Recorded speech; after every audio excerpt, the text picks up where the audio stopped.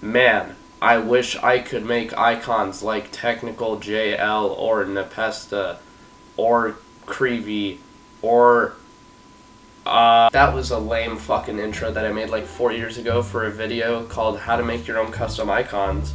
That shit got 87,000 views, which is a little crazy. It's the most popular video on my channel, so yeah, thank you for the support on that. You know, since that video's come out, I've been getting a lot of comments about feedback, and something I noticed is that formatting for 2.2 for adding icons in texture and making texture packs in 2.2 is a lot different than it was in 2.1, and I've been getting a lot of comments about that. So today I decided, you know what, I have free time, I just got back from school, I'm gonna do not only a tutorial on how to make your own custom icons, but we're gonna do a full extensive tutorial on how to edit pretty much any file in GD. And a lot of it is a lot simpler than you might think. And so this video will primarily consist of making your own custom icons, obviously, making your own texture pack, or changing your trail, or like getting rid of particles, like basic shit like that like, you know, is accessible with Mega Hack, that right now costs about $4, and maybe you don't feel like spending that $4 and all you want to do is just that. So there's a very easy way you can do that going through the game files. But anyway, all of that's going to be covered in this video, and I'm just going to get straight to the point. Let's get this over with. I'm here at my home screen, fucking fire background, by the way. Thanks for Nepesta for being a very strange individual and making this thumbnail so I can make it as my background. You're at your home screen. You want to make sure Geometry Dash is closed before you do any of this, otherwise your changes will not pop up immediately in the game. First thing that you're going to want to do, you can go through Steam, so you can open your Steam, go to your library, go to wherever GD is, find Geometry Dash, right click, go to, I believe, Properties, and then go to Installed Files, and right here there should be a Browse button that you can look at, and that's how you can access the this little doohickey page thingy here. And then you go to this file called Resources. Resources is going to be your favorite file destination in File Explorer for making a GD texture pack and just editing Geometry Dash files in general. You can either do that to get into it, or you can go through File Explorer, go to your main drive. Usually it's just called local disk, or it's just your C drive. You want to double click on that, go to Program Files times 86, not Program Files, make sure it's the x86 one. Click on that and just scroll down till you find Steam, and then find Steam Apps, and then Common, and then you just find Geometry Dash, and you're here again, and you're back to the Resources file. There are a few things that I do need to disclose first. 90% of the photo editing and video and audio editing that you're going to want to do is probably going to require some other programs that you might not have. With regards to photo editing, it would be Paint.net. You use either Paint.net or Photoshop. I don't necessarily recommend Paint 3D. It does have some issues with exporting PNG files, which are the file types you're probably going to need for most of the stuff that you want to edit. You do have Photoshop. I assume you probably know how to use it, so I don't really need to do an extensive tutorial on that, and I also don't really know how to use Photoshop myself anyway. So the first thing you're going to want to do, if you don't have anything, you can go to Paint.net. It's a free program, photo editing program that you can use. I described this in the first video that I made, and I did leave a link to that to a tutorial for that, but I believe it's outdated. So I'm just going to show it here. The thing you're going to want to do is just Google Paint.net or Paint.net download. Just make sure you don't immediately hit enter because it will take you to a different site. And right now you can just look here. There's a bunch of different links. There's certain ones you don't want to click, but the one page that you do want to get to is getpaint.net. And so here you have this page. There's going to be a shitload of ads. What you're going to want to do is go to this top bar where all of these underlined blue text is, and just go to the fourth option, download. Make sure you ignore any sorts of like ads that pop up. Like sometimes you get like these weird pop-ups that come up, but the page should look like this once you bring it up. Depending on the operating system that you use, it could be a little different. The ideal operating system that it works with is Windows 11 and Windows 10. I don't necessarily know about different operating systems such as Linux. I'm assuming that most of the people watching this are on Windows, so hopefully that won't be an issue, but if you are looking for something on Linux, I'm not sure I can help you. So there's two different parts here. One of them is the paid version. You don't want to click on that. It costs like $15 or something. What you do want to click on is this bottom one right here, .pdn, which says free right here. You just click that, and you should get a either a zip file or like a .exe that you hit and run. Just follow the steps, and you should be able to download the photo editing software. And once you have that done, it'll probably open up the actual software. We'll wait on that until we get to actually editing photos or images in Paint.net. But anyway, that's how you get Paint.net. Like discussed before, you can go navigate through File Explorer, you can go through Steam. I would recommend going through Steam. It's a lot less complicated, but if for some reason you're not able to do that, there's that secondary method of searching through the File Explorer. So once you do that, just make sure that you get to this resources folder, double click on that, and what you're gonna find is just a shitload of like image files, audio files, all this other crap.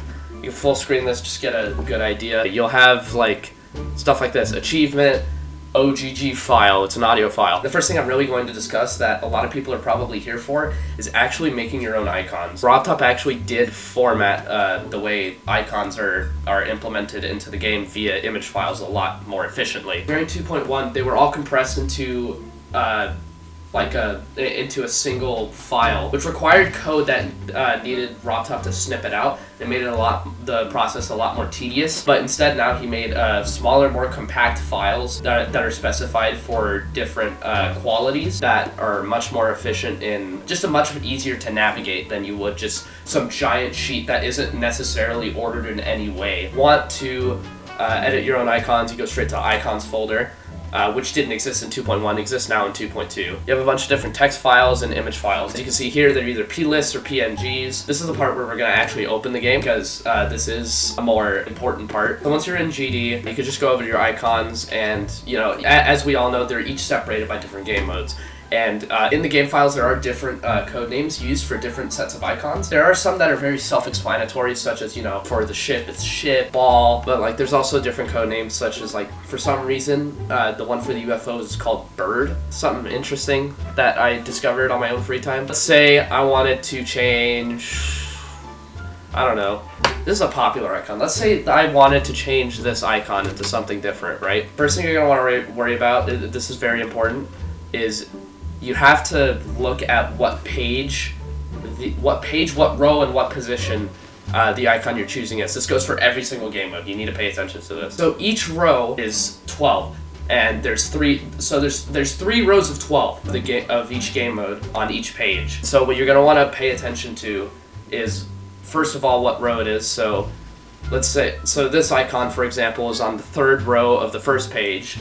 So we're starting from the very beginning. So this would be icon number 1, icon number 2, icon number 3, so on. So if we know there's 12 in each row, that's 12, 24, and then 1, 2, and then 25, 26, 27, 28, 29, 30. So this is icon number 30. You got the icon that you want. You can exit out of the game now. Remember the number, what page it's on.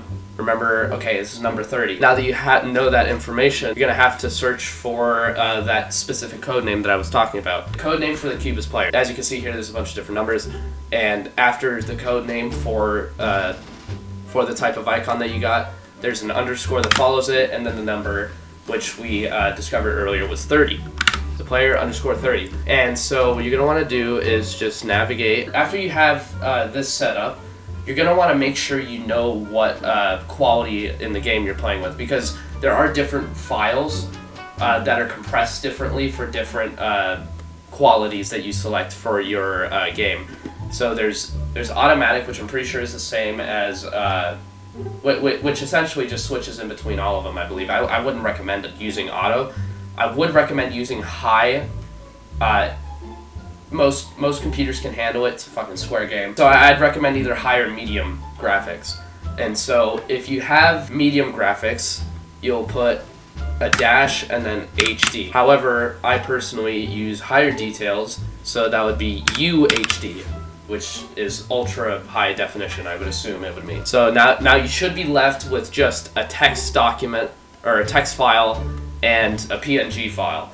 And so what you're going to want to do is you're going to want to click once on the PNG file, and then right click, and then hit open with, and hit Paint.net or Photoshop, depending on the program that you're using. And it'll open up your program with the file that you selected. Anything here that is gridded like this is going to appear invisible in game. So all that's popping up is the stuff that is shaded in or outlined or whatever. First thing we got to do is differentiate these 3 different components of the icon. Every single icon has this. Some of them do have some extra stuff that could be a little more tedious to work with, but we're not going to get into detail with that. What you have here is your basic icon, right? This is the base of the icon, and the parts that are shaded in white on this specific outline are going to be your primary color. This little white shaded part here that's not outlined would be your secondary. And then of course you have the glow right here. You'll only really need to mess with if you completely alter what the cube is and you actively use glow. First thing you're gonna wanna worry about is the outline, right? So just make sure you select it without selecting anything else. Hit Control C, hit New up here in the top right, in the top left corner if you're using Paint.net, and just hit OK.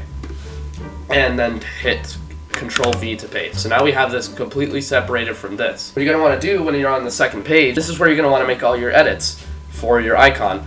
And you know, there's people who want to just edit the icons, and there's people who want to completely alter it. If you do want to alter it, if you do want to completely alter it and like change the outline structure, what I do recommend is setting another layer so that you can redo it like above it, and then just use this as a stencil so that you get the pixels aligned correctly. But we're not going to do that personally. We're going to do something a lot more simple, something more fundamental that I feel like would be good for a tutorial like this. What design do we want to do? Here's a typical design that I've seen on YouTube. It's not the most interesting, but it's simple enough for this video. If you want to just put like random lines and shit in it, there is this tool right here. It's just called line/curve. You hit this and then make sure that your style is set to rounded on either side, so that and you do this because it looks a lot more neat for the icon.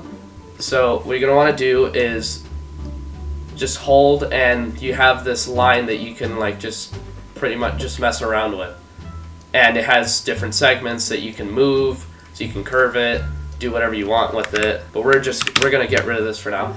And if you want to just make it a straight line, you can just hold down Shift, and it'll keep it at a specified angle, being either 0 degrees, I believe that's like, this is 15 degrees, and then 30 degrees, 45, 60, 75, 90, it just goes all the way around your basic coordinate plane. You're going to want these lines to match up with the thickness of the actual outline, so it looks a lot more neater. There we go.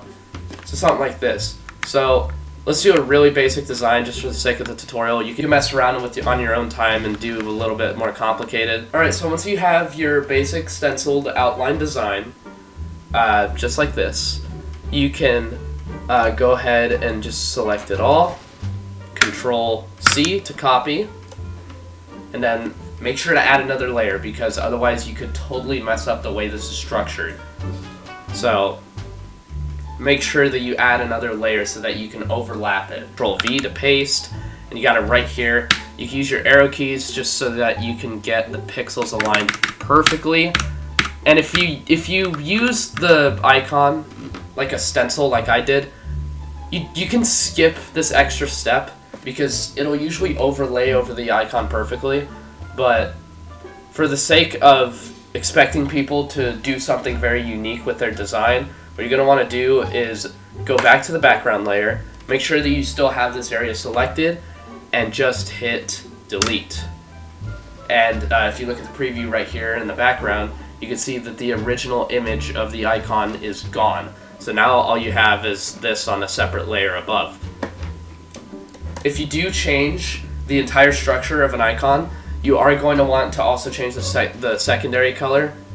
So I personally didn't really do anything to it, but what we could do to make this just a little bit more creative is, once again, for the sake of people understanding how to do this, I'm going to add a couple of more segments to this. This is on the wrong layer. Make sure you're on the right layer. Don't do what I did. Alright, so we have these extra little designs that we made here. And let's say, like, you know, I want the primary colors to be a little different. Maybe I want these two to be secondary colors instead of primary. What you're going to want to do is you're going to want to just hit delete, so that these are PNGs now. And if you want to add extra primary colors, you can just take a bucket, make sure it's within an area that's totally enclosed, change the color to white, and just hit left click on whatever space you want to do this to. You need to keep in mind all of these areas that you may have cut out or colored in, because it will be important for the next step, which is just getting your secondary color. What you're going to want to do is just hold down Control key and get your magic wand right here, right? And just hit Control key so you select certain areas, and you can select more than one at once. Select all of these empty PNG areas within the icon, and we're just going to hit Control C. So you copied the entire selection that you just made. Then you're going to hit New, hit OK, and then copy and paste. This part's a little more complicated. So the first thing you're going to want to do before actually adding this selection is you're going to want to make sure that this is all blank. Hit Paste. So now you can see like the little dotted lines going around. You can see those little selections. You want to make sure you stay on that selection, because this will be the outline for your secondary color. So what you're going to want to do is you're going to take your paint bucket, make sure it's on white, not black, not gray or anything, because it could warp the way it appears in game unless you want to add like a gradient or something. And you can just hit your paint bucket, boom, boom, boom, boom, boom, all these areas that you had selected earlier. Let's say you want to do a gradient. Gradients are a little more complicated, but if we want to add like maybe a darker gradient, which is what I'd recommend out of all of them, because if you try to do gradients with other colors, it's usually only good if your icon is completely set to all white. Otherwise, you know, you're gonna have to go through extra steps in coding and stuff like that. That's like super complicated that I won't be able to cover in this video because I personally don't know how to do it. If you want to do a gradient, I'd highly recommend just keeping black and white, and just make it like a small like gray gradient, maybe just like this, just enough to where you can see like just a little bit of shading. Select it all, hit Control C, add a layer. You gotta do this for every single time you're copy and pasting something. And now you have this. So what you're gonna want to do is, align it perfectly with what you have here, right? And if you use a gradient, it's a lot easier to tell. But sometimes it may appear that it is smaller than it should be. So what you're gonna want to do, this part's a little more tedious. You're gonna want to use arrow keys to just move around, make sure everything lines up all nice, perfect. And once you have this, you can go ahead, go back to the background layer to make sure you have it selected, and just hit your delete key. Boom, you got your secondary color here. And you might have to go in and out of the game to make sure that it fits correctly, because the magic wand isn't necessarily accurate to the way the secondary color is inputted within the game. So you might have to mess with it a few times. So for now, what we're going to do is just hit File, Save As, make sure that this isn't a paint.net PDN, but rather a PNG, so that you're saving the PNG, not the project. And make sure that the image file is a PNG. It can't be a JPEG or anything else, otherwise it won't work. It won't work properly. Make sure the file name is the same as what you looked up. Hit Save. Do you want to replace it? Hit Yes. Okay. Flatten. Boom. That's done. So now that we did that, you don't necessarily need to save this, but it's not a bad idea to. But I'm going to go ahead and hit Don't Save, because I can always come back to this if it doesn't work. And what we're going to do now is we're going to open up Geometry Dash and see how it turned out. There is our edited icon that we just made right now. Like I said, not the most pretty that I made, but I'm sure whatever you did looks a lot better. And you can see that there's like little cuts in between. And you can always go back into the photo editing software, use the brush option, make sure it's white, and just like color those parts in. But I'm not necessarily going to worry about that right now, because that's something that does take a lot of time, and I don't think it would be very efficient to include that in the video, and it's very self-explanatory. We have our custom icon made right here. So that's making custom icons. Literally every other PNG file that there is exactly the same as what you would do with the icons. So like, let's say I want to make my own custom player explosion or something. Open this up. We're gonna open this one up. Right click, open with paint.net. Boom. We got this graded background, like I said before, and each individual frame of the animation for the explosion effect appears here. You're going to want to go through every single frame and put in the image that you want, and just make sure it fits for every single image, make sure it's a PNG. Go through the same sort of steps as you can go through the same sort of steps as the icons, where you just go ahead, open a new tab, and then just copy and paste whatever you want in there, and make sure it's cut out and put over a PNG background, and then just put it for every single frame. You can hit File, Save As, and then make sure it's a PNG, save, and then go ahead and flatten it. You don't need a save after that, and then you can exit out, and you'll have it in game. So a lot of this is really, really simple, and a lot of people don't know how to do this, and especially people who are newer to the game, who see like people texture packs, they're like, oh dude, that seems like really cool, I want to try getting one of those. It's like, you can make your own if you really wanted to. Now, let's say like, you know, fuck all this shit, I don't want to make my own, I'm too lazy, I want to get my own texture pack. It's like, fair enough, I do that. I don't make my own texture packs, usually. The last attempts that I've had to do so were really, really bad. What you're gonna want to do is just look up a video on YouTube. Well, one good example of an icon texture pack that I recommend is called Crafting V8 Texture Pack, or V7, I forget which version it is. It's version 8. Make sure it's the 2.2 version, Meat pie.